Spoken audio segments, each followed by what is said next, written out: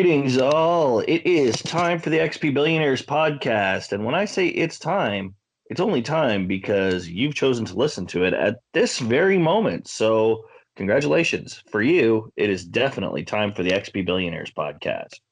I am Ray Fagram, and I am joined by Sky Knight and the Mel Zerker. And we have got a lot of fun and fancy things to talk about today, don't we? Oh, we do. Oh, we do. Yes, yes, yes. All right, so let's say hello to the intrepid hosts. Sky, how are you doing today? Oh, I'm good. I'm good. I'm still obsessed with Genshin Impact. I don't see that changing anytime soon. I got to admit, though, I'm very sad that you're still you've left Skies of Arcadia Legends hanging. I will get back to it eventually. You'd better. It's so good. I know. But Genshin Impact. Well, that may not be the only time you hear about Genshin Impact today. So, be prepared for it, everybody. It, All right, Mel, how are you doing today? I doubt it'll be the last time we hear about it. I'm doing well. In spite of the fact that it seems like winter is fast approaching, I'm actually feeling pretty good. I got to take a vacation, got to have some fun. So I'm ready. I'm ready for more gaming. Awesome, awesome. I'm looking forward to hearing more about that. Did you go anywhere for vacation, or was it just like relaxy time? I did. I went up to Blue Mountain, which was lovely, even though, there's no skiing yet or anything like that. But just getting away from your house nowadays is just on its own pretty, pretty rare. Yeah, and special. You gotta savor it. No, Exactly. I think exactly. I was with a couple of friends who were in my social circle, and we were saying at the time that it felt very much like a. Have you seen The Good Place? Kind of like the middle place. Like it felt like a between location where like the world didn't quite hit it, but you knew it was out there. We didn't have to worry about masks and COVID and stuff, but you knew it was coming back. Oh yeah, and everybody needs a vacation from these things, and I'm hoping to do something like that myself in the very near future. But yeah, we'll see how that goes. But all in good time, I'm sure. I mean, we've been at this whole pandemic thing for almost a whole year now, and we're slowly but surely seeing a little hope on the horizon. So Right? We're pros at it now. yeah. We'll just see how the Christmas shopping experience goes, because that could just ruin everything. Well, thank you, Mr. Optimistic. I work retail. I can't be optimistic. Ooh, yeah, not a great Christmas retail's not great under any circumstances this year. No, and we'll see how it goes, because this is really going to be the final test to see whether or not we can even get a sense of normalcy in the future. But anyway, we're talking way too much depressing things, and that's not what you guys are here for. You're here for video game talk, RPG talk. So let's get down to that, because honestly, we need it. So, as you guys already know, RPGs come in so many different shapes, sizes, but most importantly, they come in a lot of different prices. So, usually, the amount that you pay for a game can help determine its overall value to you. But how do you measure that value when the game is free to play? We've seen some very interesting free RPGs lately. Genshin Impact, of course, the one that Sky is currently addicted to right now. So, just the concept itself was something I wanted to explore a little bit further with everybody. So, I want to start with you, Sky, specifically. And Mel, if you have anything for this, feel free to jump in, of course. But you've been playing Genshin Impact almost exclusively since its release. Well, it's been about a month or so at this point. I know you've dabbled in other free RPGs in the past too, so I wanted to know, what is it about this one that keeps you going back to it compared to others? Honestly, it doesn't feel like a free game. I mean, the world is huge and beautiful. Like, I can play it on my PS4 with a proper controller. And there is so much to do, even outside of the more mobile aspects to it, right? Like, the fact that there is a gacha system for the characters and the higher end weapons, it's a bummer. I get that. But unlike some games, there's a pity system, so you're always guaranteed a certain amount of higher end drops. And the game actually gives you a bunch of characters to start with that are, for the most part, not crap.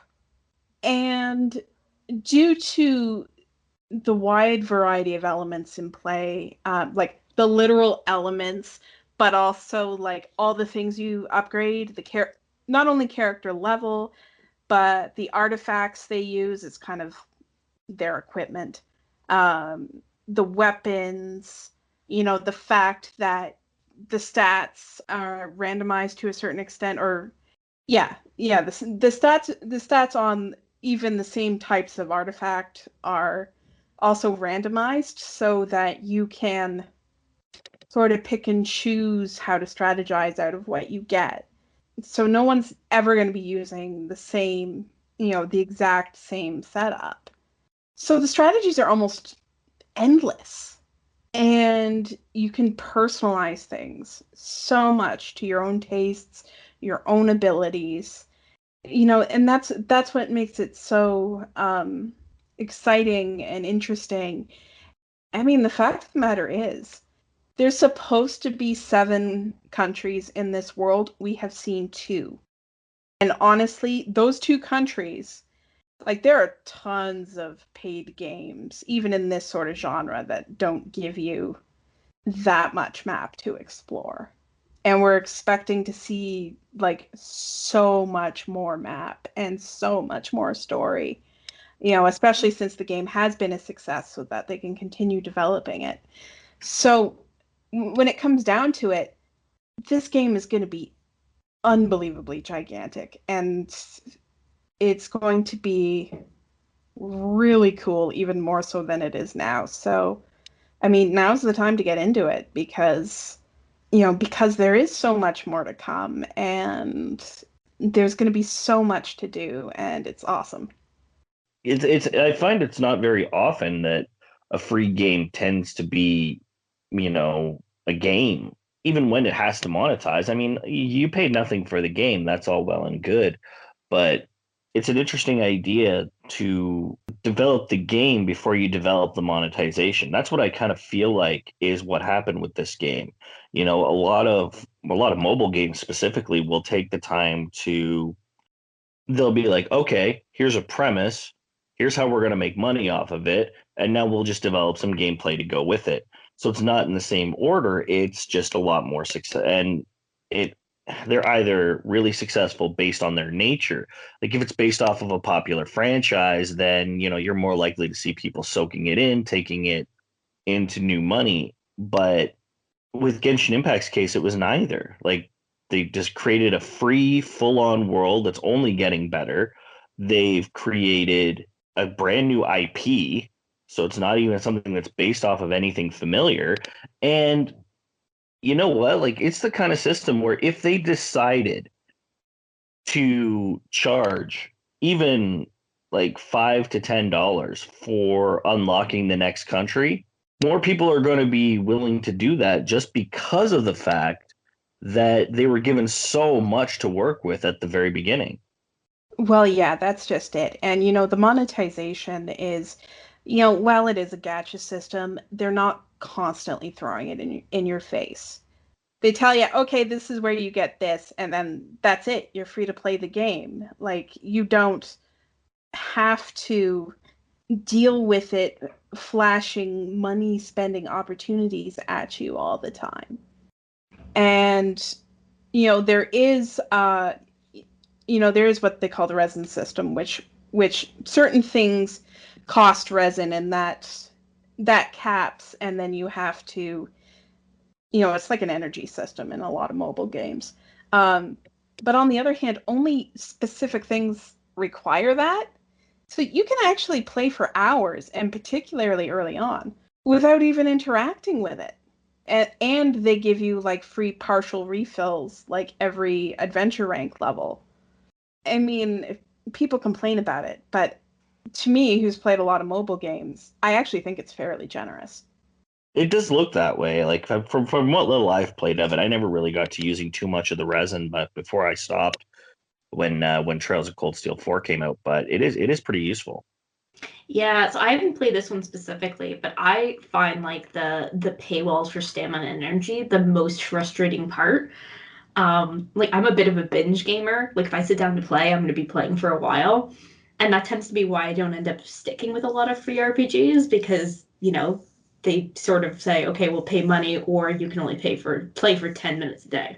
Yeah, and see, this is not the case with Genshin Impact at all. Like I am in what most people would call the late game at this point. Now, not all the games released, right? But I'm over adventure rank 40 now. Um, I just hit 42 actually. And like at this point, people have started to complain, oh, there's not enough to do, play for 15 minutes a day. And I'm like, how? How? Like, no, you guys are not the norm.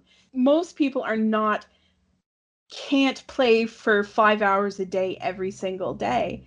And like I don't have a conventional job right now, so I can put in more time than most. And still, like I'm having fun just exploring the countryside and finding all these little secrets in the map. And the environmental design is killer, the character design is killer. Like it's a really enjoyable visual experience on top of how fun the gameplay is. And so like really when I hear complaints like that, like that's going to be like 1% of people who are going to be in that position.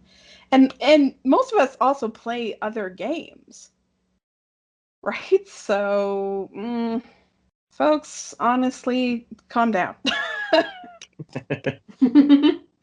Yeah, like it's I don't think it's obviously not as big because Genshin Impact is like such a huge game now. But the one I've been playing that's sort of similar-ish is Eternium. I don't know if either of you have played that. No. It's an action RPG again, same to play. Sorry, it's an action RPG, free to play. And it also has the thing where you can just play as long as you want. There's no stamina or energy, which is interesting to me. And as you learn spells, you like draw on your screen to cast them, like very similar to like how you play in Okami. So I was quite enjoying that. It's very traditional. It's not something that kept my interest for a super long time. But I was pleased to see things moving in that direction, right? Like where it's like, okay, well, you can buy stuff, but it doesn't just, force you into it in this like super restrictive way where like, I have spent more money on some free to play games than I've spent on games I've bought outright. Yeah, that can definitely happen. Yeah, and where we are again, we are like you're saying, we are starting to see more games like that. Like in one, like I'm playing a different one on my phone right now. I'm playing a game called Another Eden. Plays like your traditional standard turn-based RPG, which I think is awesome. It's got a beautiful side-scrolling world exploration system, and it's also written by the same team who wrote Chrono Trigger and I believe Sky, you told me Batten Kaitos. Yes, the main writer on it was the main writer on Batten Kaitos, which makes me really excited to try it now that I know. Yeah, and it like again, it's got a gacha system for characters, but you're given some to work with. You've got a party that you can take with you as you progress through the game, and it's not that it's well, it does take a while. It's not hard to rack up enough to get more characters for free. There's no forceful method of payment. Plus, there's a permanent crossover event where you can unlock characters from Persona 5. So I haven't gotten that far yet, but I want to do it. No kidding, eh? I do have Yeah, that one downloaded on my phone. I've heard really good things about Another Eden, so I haven't started it yet, but that's another reason to start playing yeah. it. This is my third time starting it because the first time I lost the save file. when I switched phones. The second time, it didn't back up to my Facebook like it was supposed to. So now I'm trying it. I am now farther than I have been any other time in the game. I'm just about 4 or 5 chapters away from being able to start doing the P5 stuff. So really excited. So yeah, we've also talked in the past about some similar stuff like this, and it was at least in my opinion that, a good RPG story, has an ending. You've got to have your full-on story. And in a lot of free pseudo MMO style games or even MMOs, it doesn't often happen where you get a solid end. Like you take a game like World of Warcraft or Final Fantasy 14, you get the end to that story expansion, but you're still going. There's more to do, there's more to play. Like when you play a game like that, when you realize that that's the case, whether you may or may not see a future, or sorry, see an ending to your game, how does that affect your future gameplay? Well, in my case, I usually just stop playing after a while because I get bored and I need to move on. I mean, if there's no real story goal to be invested in, then that really does make it hard for me. And you can't drag out a story forever and maintain any semblance of quality.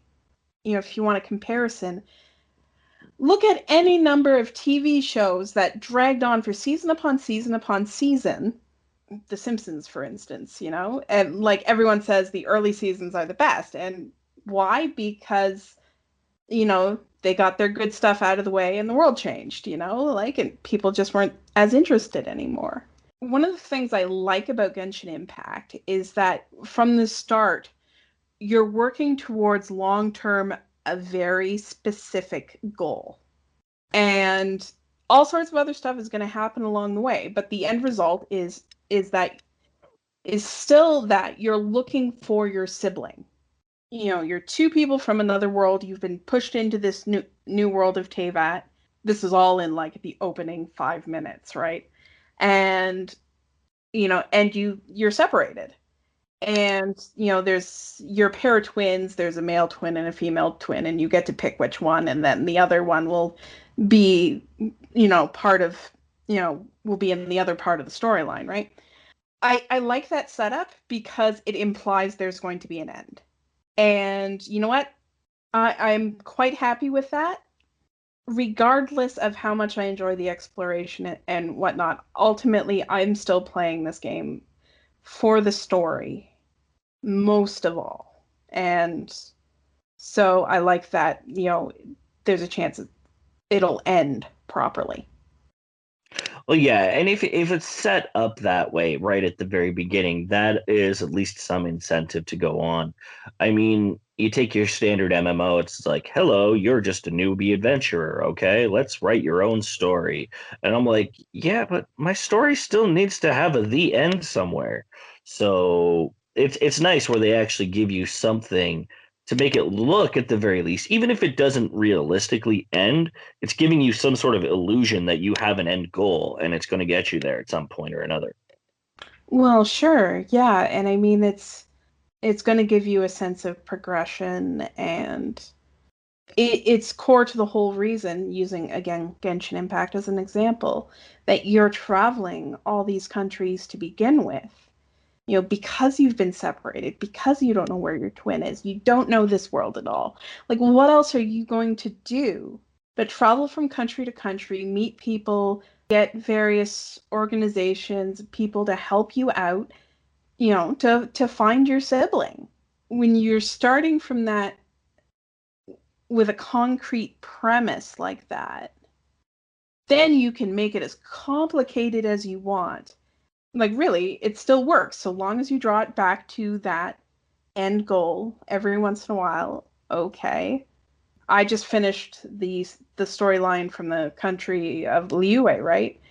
And they asked me, they asked my character, what can we do for you now that you've helped us out so much? And the first thing that comes out of the character's mouth, and it's really cool because most of the time the protagonist is silent, but there are a few moments that they speak, and this was one of them. And all she said, because I'm playing the female twin, it was, "Can you help me put up some missing person posters. Yeah, that's amazing. Yeah, Mhm. like A, it sort of tells you what sort of person the protagonist is. But also, it drew it back to that goal in such a concrete way that I thought it was really, really effective.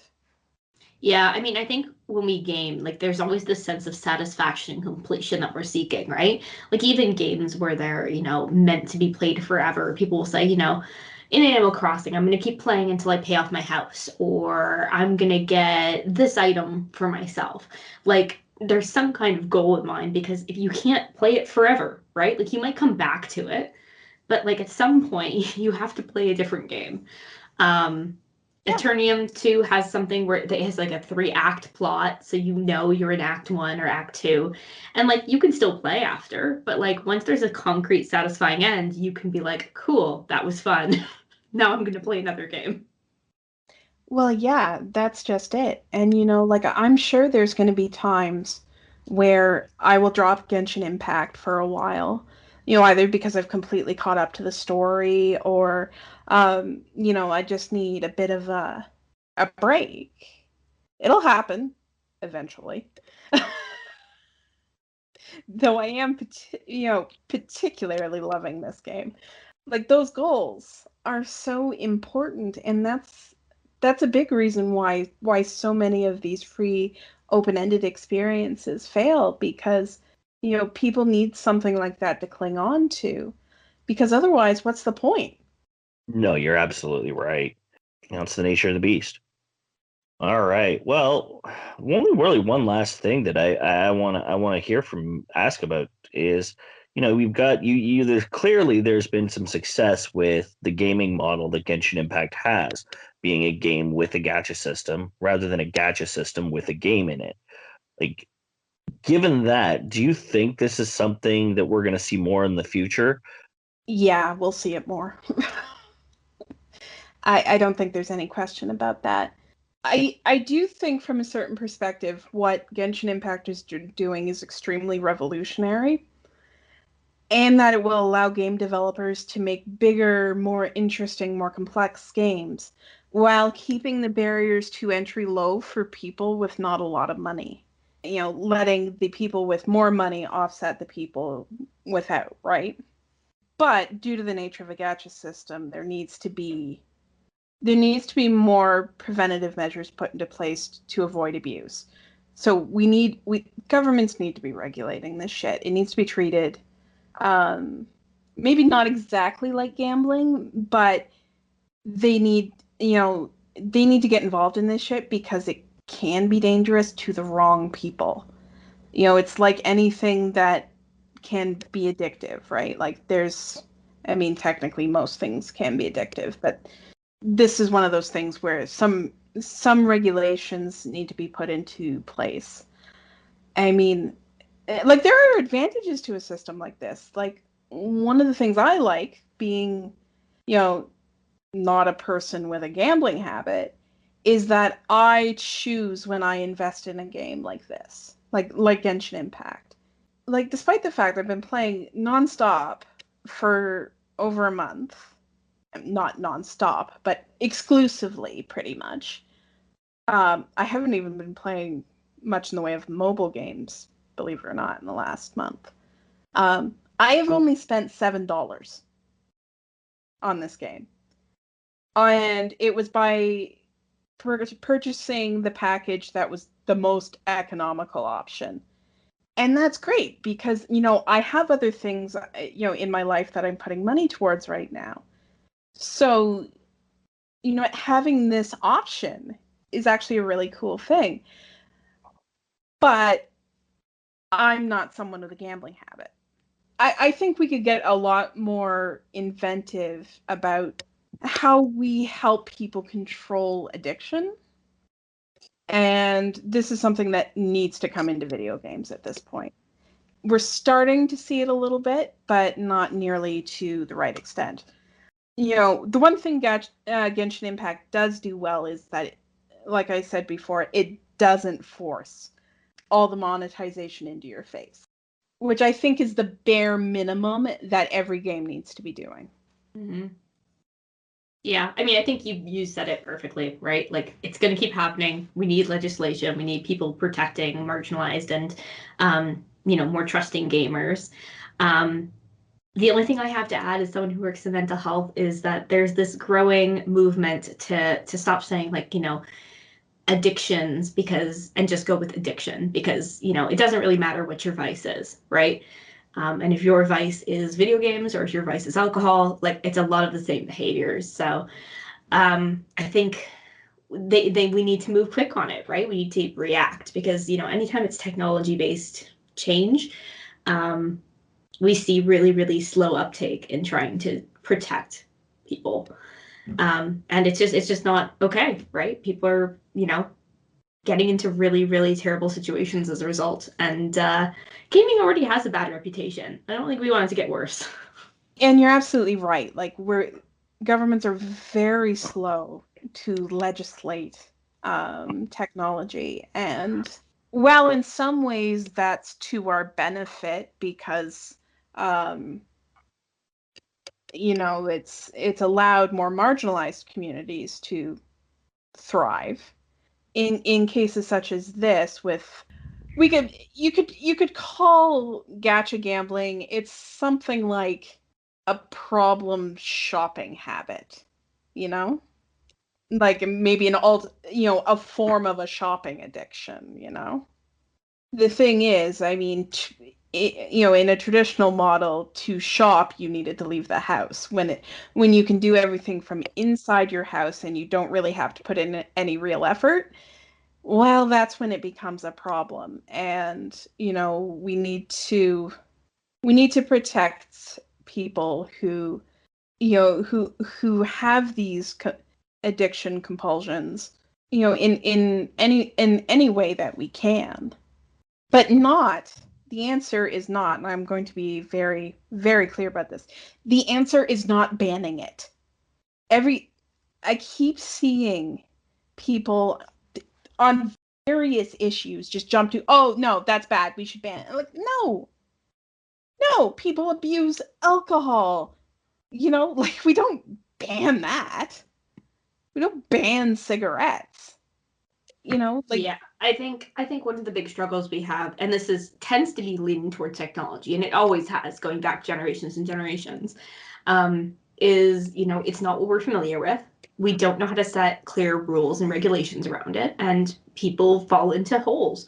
Like as someone who is raised by gamers, I think I have a much healthier relationship with video games than most of the people in my peer group. And that's because my parents understood enough to set boundaries that were reasonable, understandable, and fit with where I was developmentally. But you can't do that if it's something completely new. So well, I think that's we're going to exactly. see improvements, but we just have to build on those things. We have to learn that okay, this much TV time is good. This much see those jokes going back generations where people said this music or this piece of media is ruining children. You know what I mean? And it's just And because we don't know what it is yet. yeah, and to be honest, it's never true. Like those statements, comic books are corrupting our youth. It's no, it's hyperbolic nonsense based It's on a the fact that people don't teach themselves, their children, whatever, how to do things in moderation. It's an easy answer to a difficult question, right? It's easy to talk Yeah. about abstinence. It's harder to talk about, safe sex. It's easy to say no video games. It's harder to implement good standards and teach someone how to safely engage in this media. Well, yeah, particularly when, some of those things have great benefits for people. Like, well, in fact, most things that have these sorts of regulations around them, there are benefits to those things as well. I mean, not cigarettes, and I will die on that hill, but um, like alcohol, like it can help people who are socially anxious, loosen up a little bit, like a glass of wine a day is supposed to be good for, I think it's the health of your heart. You know, Yeah, yeah. and all these things. Like, my whole point is to just not throw the baby with the bathwater. No, and that's fair. And like the only thing I can think of that would actually really kind of benefit in terms of regulation, I think a gacha system should be just part of the free to play model. It shouldn't be something that you can purchase with real money.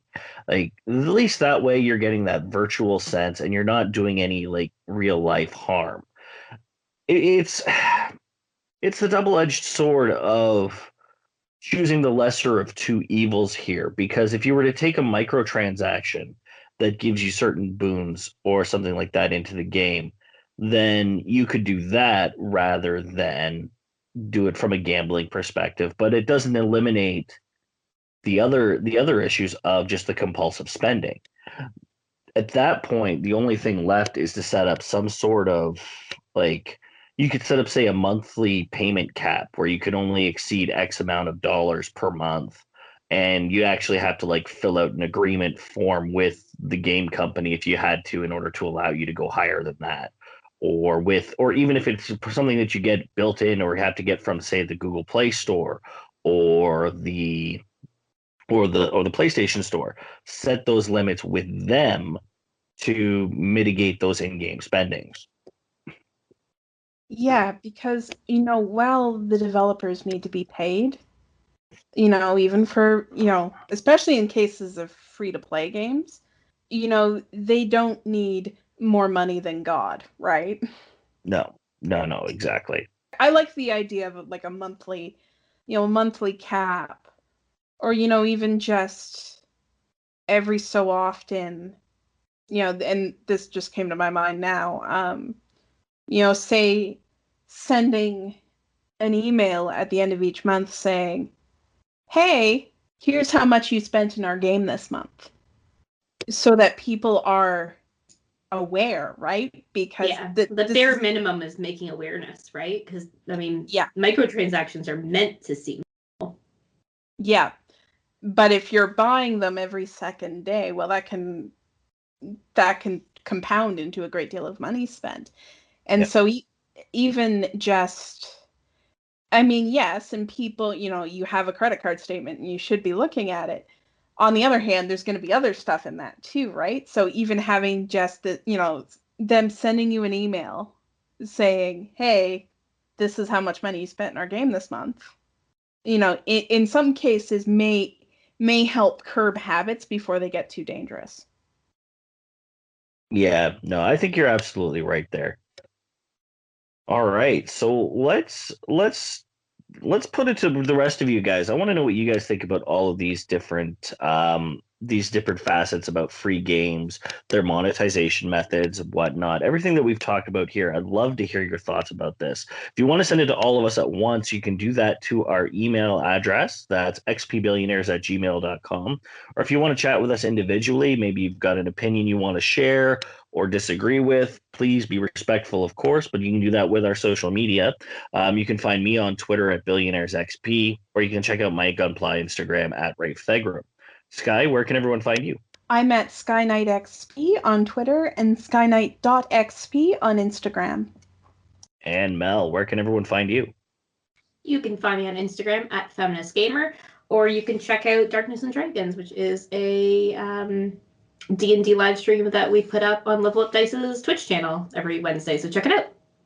Awesome, awesome. And don't forget to check out our website for all of our contact info, our quickfire reviews, our written pieces, anything else that's really fun that we do here, you'll be able to find it there. That's xpbillionaires.ca. And last but not least, there are two ways to help support this show. First one is monetarily. You can do that by sending to our coffee page. That's coffee.com/xpbillionaires.